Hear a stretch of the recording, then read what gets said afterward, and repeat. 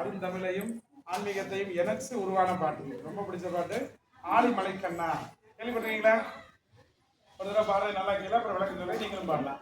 ஆழி மலைக்கண்ணா ஒன்று நீ கைக்கரவேல் ஆழியுள் பொக்கு முகந்து கொடு ஆர்த்தேரி ஊழி முதல்வன் உருவம் போல் மெய்கருத்து வாளியந்தோருடைய பத்மநாபன் கையில் ஆளி போல் மின்னி வளம்புரி போல் நின்றதிர்ந்து சாராதே சாரங்கம் உதைத்த சரமலை போல் வாழ நீயும் பெய்திடுவாய் நாங்களும் மார்கழி நீராட அகிழ்ந்தீழர் என்பாவாய் அப்படின்னு சொல்லி எழுதியிருப்பாங்க.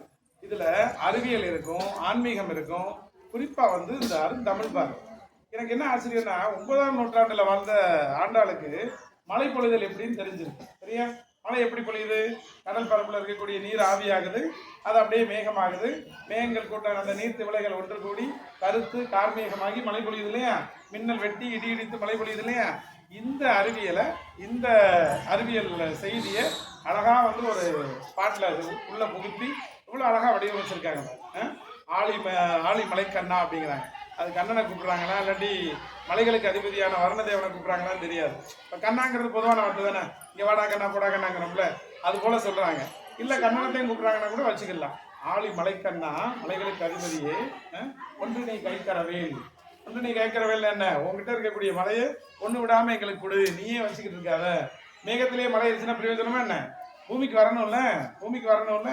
அப்பதானே புல்களுக்கும் தாவரங்களுக்கும் விலங்குகளுக்கும் நமக்கும் யூஸ் ஆகும்.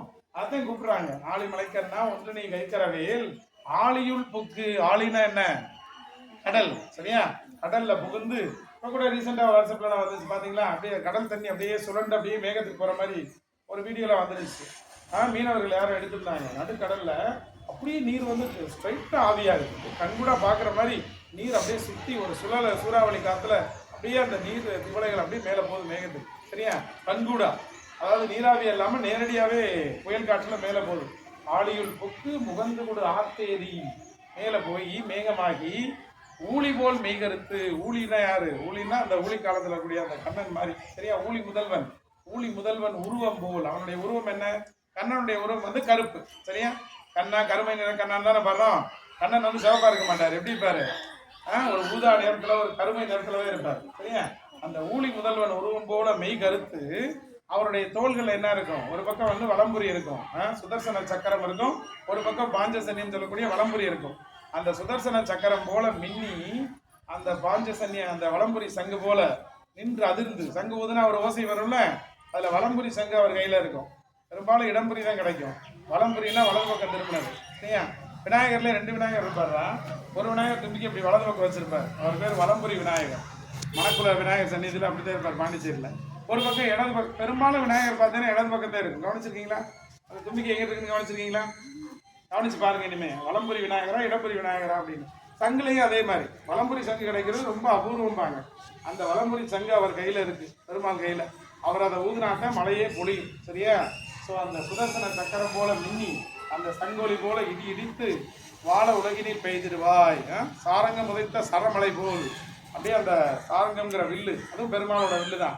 அந்த வில்லை விட்ட உடனே அப்படியே அந்த அம்பு சரமலை போல பெய்யுமா. அது போல மழை பார்த்தியா? அம்பு மாதிரி தானே பெய்யுது. சட்டு வருதுல்ல. கையல்வெளி ஆமாங்கிற வாசிக்கா போல. மழை நல்லா பெய்யும் போது பார்த்துருக்கியா? நின்று மழையை ரசிச்சிருக்கியா? அப்படியே அம்பு போல பெய்யும். பரன்னு அப்படி பெய்யி நாங்கள் உனக்கான அந்த பாவை நோன்புகள் இருக்கிறோம், உனக்காக நாங்கள் வழிபடுறோம். ஸோ இந்த பூ உலகில் மழை இல்லைன்னா இதுவுமே இல்லை, அதனால பெய்யுன்னு சொல்றாங்க. திரும்ப சொல்லாம ஒரு தடவை சொல்லாம ஆழி மலைக்கண்ணா ஒன்று நீ கைக்கரவேல் ஆழியுள் புக்கு முகந்து கொடு ஆர்த்தேரி ஊழி முதல்வன் உருவம் போல் மெய்கருத்து ஆழியந்தோருடைய பத்மநாபன் கையில் ஆளி போல் மின்னி வலம்புரி போல் நின்றதிர்ந்து ஆளானே சாரங்கம் உதைத்த சரமலை போல் வாழ உலகினில் பெய்தினாய் நாங்களும் மார்கழி நீராட மகிழ்ந்தேலோர் என்பாவாய். ஆண்டாளுக்கு நன்றிகள்.